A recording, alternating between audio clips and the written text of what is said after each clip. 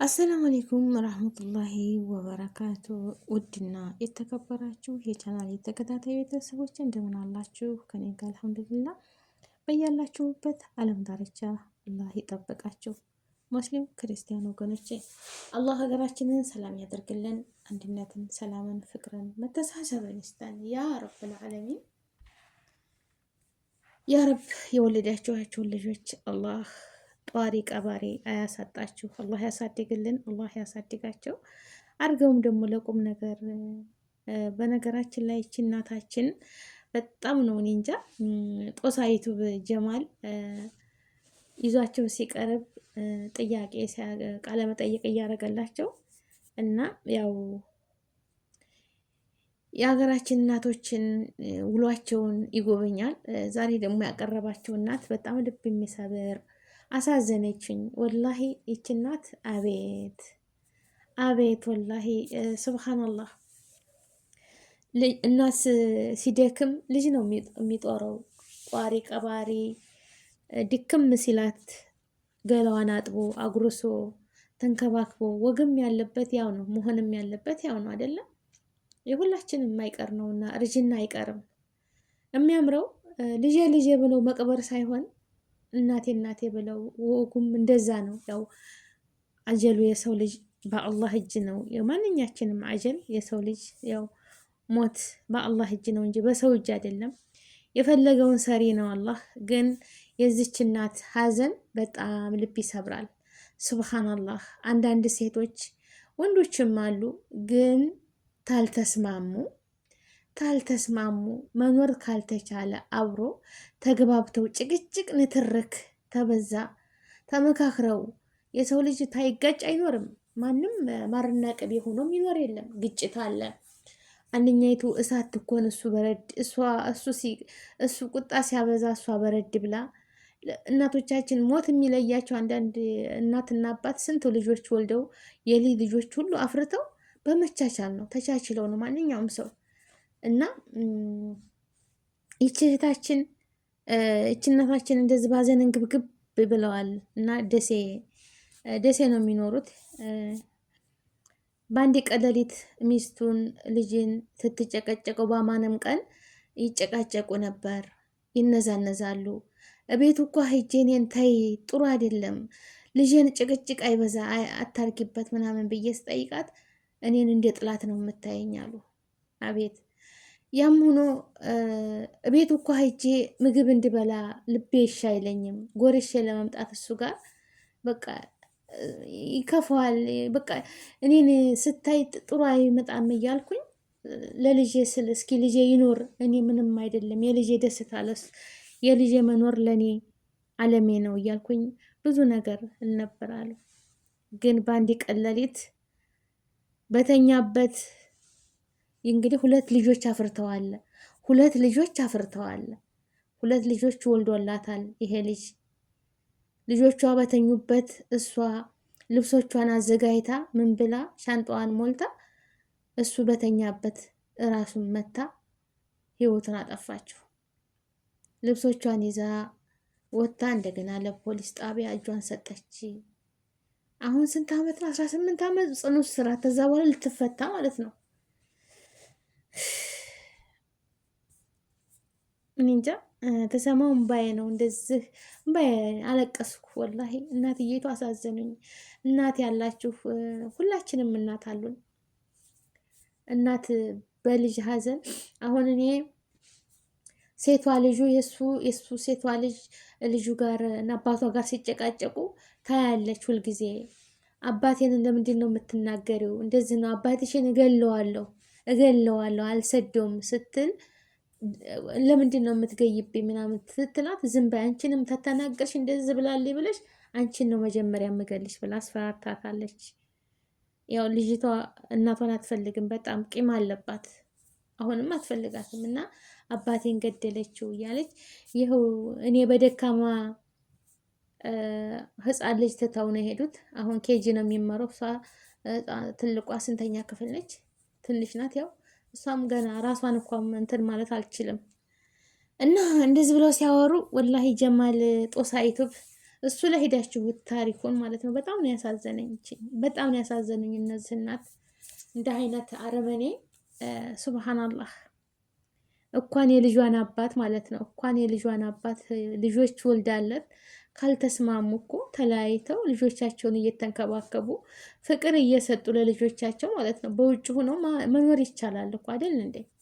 ህይወት ማጥፋት እንግዲህ እናትን አባትን ልጆቿን የቲም አርጋ እሷም እስር ቤት ተወሩራ እነዚህ ልጆች እንግዲህ እቺ እናት ሀዘናቸውን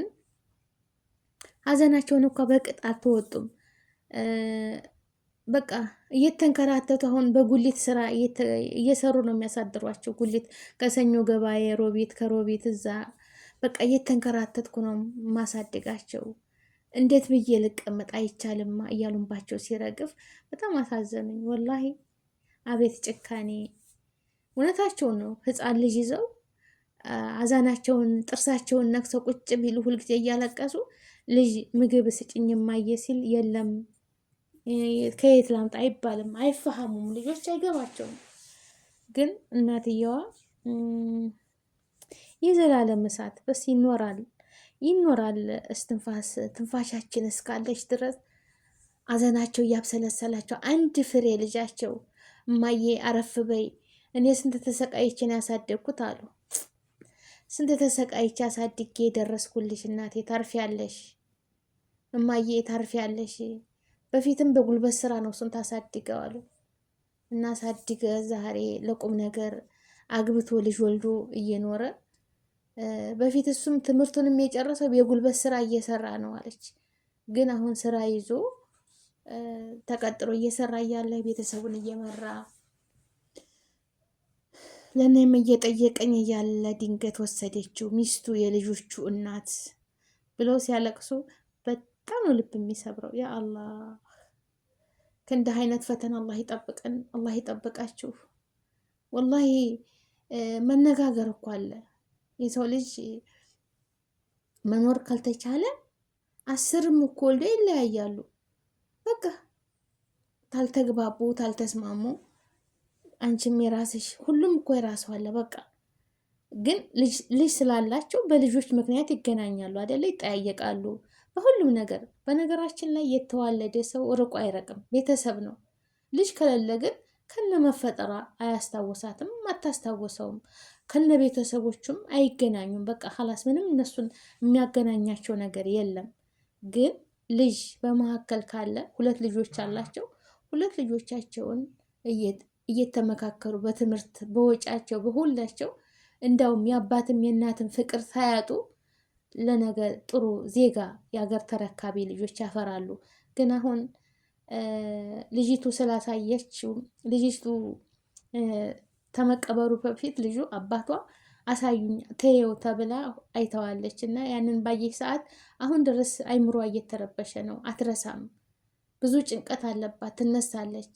በቃ ፊት ለፊቷ ይመጣል። አንዳንድ ቀን ብቻዋን ታወራለች። እንዴት ነው የስነ ልቦና እኮ ይሄ በጣም ጠባሷ አይለቅም። በተለይ አባት ባየች ቁጥር በተለይ ሁሉ ነገር ሁልጊዜ ከአይምሯ የማይጠፋ እናቷ ሆና 17 ዓመት ወይም እንደዛ ታስራ ትትፈታ እኔ እንጃ። ኧረ ቢስሚላ ምን አይነት ነው ለህሊናዋ ማለት ነው። እና እንዲህ አይነት ጨካኝ ሴቶችም ጨካኝ አሉ፣ ወንዶች ብቻ አይደሉም። ስለዚህ እንዲህ አይነት ነገር ሰው የማይጋጭ የለም፣ ይጋጫል። ታልተስማሙ በቃ ወንዶችም አሁን ሲጣሉ በቃ ከኔ ተራእሽ አንድ ነገር አረግሻለሁ፣ ፊትሽ ላይ እንደዛ አረጋለሁ፣ አካለ ጎድሎ ነው ማረግሽ፣ እንደዚህ ነው ማረግሽ። ለምን ያ ነገር ይባላል? በቃ ታልተስማሙ እኮ አንቺም ሂጂ እኔም ልሄድ፣ ልጆቻችንን እየተመካከርን ያድጋሉ። በቃ አለቀ። ሌላ ነገር እኮ የለም። ህይወት ማጥፋት የልጆችሽን አባት እንደዚህ ህይወቱን አጥፍተሽ ልጆችሽን የትም አርገሽ በትነሽ አንቺም እስር ቤት ልጆችሽ እየተንሰቃዩ ህፃን ልጅ ትተሽ ምንስ ቢሆን ምን ትዕግስትን የሚያህል ነገር የለም፣ ሶብርን የሚያህል ነገር የለም። አላህዬ እናትየቱ ግን የዘላለም እሳታቸውን በሆዳቸው ፍን አድርገው በመጦሪያቸው በማረፊያቸው የማይገኝ ነገር አንድ ፍሬ ልጃቸው የሚሳሱለት ደውላ ነው የነገረችኝ አሉ። ደወለች ሌሊት 7 ሰዓት ነው እንደዛ ደውላ ልጅሽን ሙቷል ገድየዋለሁ ብላ አረዳችኝ ራሷ። ከዛ ለእሷ ደውለው ለእናትየው ደውላ ወደ እስር ቤት። እንግዲህ እንደዚህ አይነት ነገር አለ ወይ? በጣም ታሪኩን ብትሰሙት ሂዱ እውት ወላሂ ጦሳ ዩቱብ ላይ ጀማል ሸር አድርጎትና ቃለ መጠየቅ ሲያደርግላቸው እኔ በጣም ነው የተሰማኝ ወላሂ። አላህ ይጠብቀን ከእንደዚህ አይነት ሰይጣን ወስዋሽ ነገር አላህ ይጠብቃችሁ።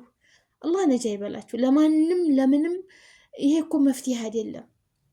የሰው ልጅ በምክክር ነው፣ በብትር አይደለም። እንደው በመታታትም እኮ አይደለም። የሰው ልጅ ጎጆ ሲመራ በምክክር ነው። አንተ ትብስ አንቺ ትብሽ ተባብለው ሁለት ጥንዶች ልጅ የሚያፈሩት ዜጋ የሚያፈሩት እነሱ ናቸው አይደለም። ተመካክሮ ካልሆነ በቀር በጭቅጭቅ በዱላ በምን ህይወት በማጥፋት ህይወት የለም። እኔ እንጃ እንደ አይነት በጣም እንዴት ብዬ ልንገራችሁ። እና አብዛኛው የሀገራችን ወንዶች የሁሉም ሰዎች በሁሉም ዓለም ላይ የሚወዷት ሴት ተሆነች የፊቷን ማበላሸት የሆነ ነገር አካለ ጎዶሎ ማድረግ ምናምን ለምን? በቃ የምትስማሙበትን ነገር ቁጭ ብላችሁ ተመካከሩ። በቃ ካልሆነ በቃ ሀላስ ተለያይቶ መኖር እኮ ለራሱ አንድ መፍትሄ ነው። ልጆቻችሁን መንከባከብ፣ በተለይ ልጅ ካለ ልጅ እኮ የእናንተ ኃላፊነት ነው፣ የቤተሰብ ኃላፊነት። የእናንተ ልጆች እኮ ማንም ሊያሳድግ አይደለም። አለችኝ አለኝ እኳ ማለቱ ትልቅ ተስፋ ነው። እኛ ሁላችንም ልጆቻችንን ወልደን በሰው ሀገር ነን ያለ ነው። ግን እናቴ ትመጣለች አባቴ ይመጣል እያሉ በተስፋ ሲማሩ ሲመጡ የኔም አባት እኮ ነገ ይመጣል፣ የኔም እናት እኮ ነገ ትመጣለች፣ እንደዚህ እኮ ያልፍልኛል እያሉ ገና በተስፋ የሚኖሩ እነዛ ይሻላል። ግን የለም አይመጣም፣ አይመለስም፣ አትጠብቅ የሚለውና ይሄ ይመጣል ብለው የሚጠብቁት አንድ አይደለም። እና አለኝ ማለቱም ትልቅ ነገር ነው። እና ልጆቻችሁን ከላይቶ ማሳደግ ትልቅ ጸጋ ነው። ከሆነ አንድ እናት አባት ልጆቻቸውን ጥሩ ስነ ምግባር አስይዘው አሳድገው ለነገ ሀገር ተረካቢ ማድረጉ ትልቅ ነገር ነው። አለበለዛ ሴትም እንደዚህ በተኛበት ወንድ ልጅ አይመታም፣ ጠባን ራሱን ይከላከላል። ግን እንቅልፍና ሞት አንድ ነው።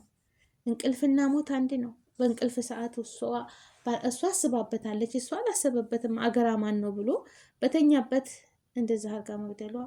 እናትየቱን ደግሞ አሁን የባስ በቃ መጦሪያዋን የኔ እናት አላህ ትዕግስቱን ሶብሩን አላህ ይስጣቸው። እሱንም አላህ ለጀነት ይበለው፣ አላህ ለጀነት ይበለው።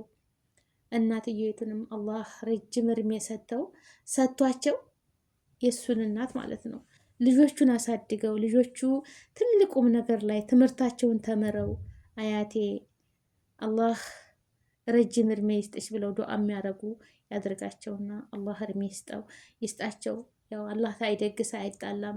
እናሱም አያታቸው ቢኖሩ ነው እንደዚህ ሁለት ልጆችን ቅፍ አድርገው አብልተው አጠጥተው እየተንሰፈሰፉ የሚያሳድጉ ስላሉ ነው። እና እናታቸውን አላህ ረጅም እድሜ ከጤና ጋር ሰጥቶ እነሱም ልጆቹ ተምረው ለነገ አገር ተረካቢ ለአያታቸው ደግሞ የሚጦሩ የሚካድሙ ጥሩ ዜጋ ጥሩ ልጆች አላህ ያደርጋቸው፣ አላህ ይጠብቃችሁ። እናትየቱን ደግሞ አላህ ሀዘኗን ከልባ ያውጣላት። የልጅ ሀዘን አይረሳምና አላህ ይችላል፣ ሁሉን ነገር ማድረግ ይችላል። የሰውን ልብ ማረጋጋት፣ የነገ ጀነትን በጀነት ተስፋ ማድረግ፣ ጀነተል ፊርደውስን አላህ ይወፍቀው። እናታቸውንም በሶብር በትዕግስት አላህ በዛኛው ሀገር ያገናኛቸውና ረጅም እድሜ አኑሯቸው ልጆቹን አስተምሮ አሳድገው የሚያልፉ ያድርገን። አገራችንን ሰላም ያድርግልን። እኛንም አላህ ይጠብቀን። ልጆቻችንንም አላህ ያሳድግልን። እኛንም አላህ ይጠብቀን። ከሰይጣን ተወስዋስ ከመጥፎ ነገር አላህ ይጠብቃችሁ። አላህ ይጠብቀኝ። ወላሂ ራሳችንን መቆጣጠር ነው ያለብን። ያ ጀማ ዱዓ እናድርግ፣ ቁርአን መቅራት፣ ዚክር ማድረግ። ሁሉ ነገር ይከሰታል፣ ግን ዱዓ ሁሉን ነገር በላይ ይመልሳልና ጸሎትና ዱዓ ማድረግ ነው። አላህ ይጠብቃችሁ፣ አላህ ይጠብቀኝ። ያሰብነው ተሳክቶ ረጅም እድሜ ከጤና ጋር ሰጥቶን በቃ የኖርናት ኑረን እኮ ሞት ለማንም አትቀርም። ሰው ገድለንም አላህ ወሰደንም መክቱብ እንዳላህ። ግን ጭካኔና ረመኔነት እንደዚህ አላህ ይጠብቀን። እንደ በሚዲያ ላይ በምናየው ነገር በጣም አስከፊ ነገር ነው። አላህ ይጠብቀን፣ እውነት አላህ ይጠብቀን። ሰላም ለሀገራችን፣ ሰላም ለህዝባችን እላለሁኝ። ውድ ሀገሬ ልጆች ላይክ፣ ሸር፣ ሰብስክራይብ አድርጉ እና አላህ ይጠብቃችሁ። እንዲህ አይነት ሙሲባውን ላይ በጣም ነው ያዘንኩት። እንጃ እናትዬቱ በጣም አንጀቷን እንግብግብ። የልጅ ሞት እንግዲህ መተኪያ የሌለው። ብስሚላህ። ሰላም አለይኩም።